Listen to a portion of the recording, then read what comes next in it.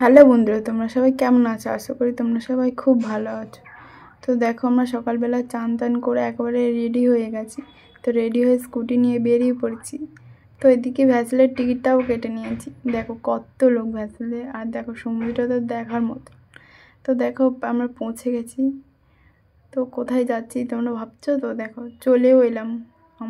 তোমরা তো দেখে নিশ্চয়ই বুঝতে পেরেছো, আমরা এসেছি গঙ্গাসাগরে কপিলমণি আশ্রমে। দেখো পুজোটা দিয়ে দিলাম।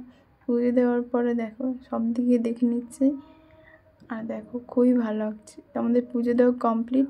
এখন দেখো বাইরেটা কত সুন্দর। আমরা খুব তাড়াতাড়ি চলে এসেছিলাম। দেখো আমাদের তার জন্য সকাল সকাল পুজো দেওয়া হয়ে গেছে।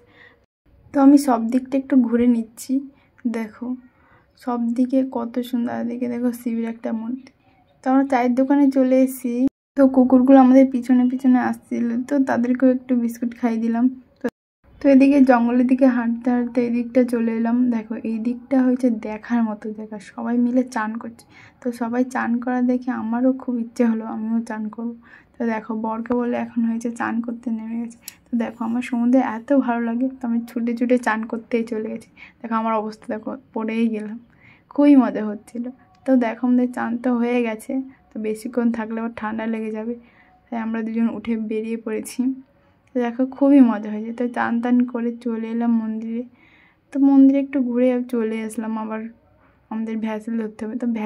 তো আমরা এসে দেখি কী অবস্থা, এত ভিড় বলার বাইরে। আজকে ঘরে যেতে পারবো কি না তার ঠিক নেই।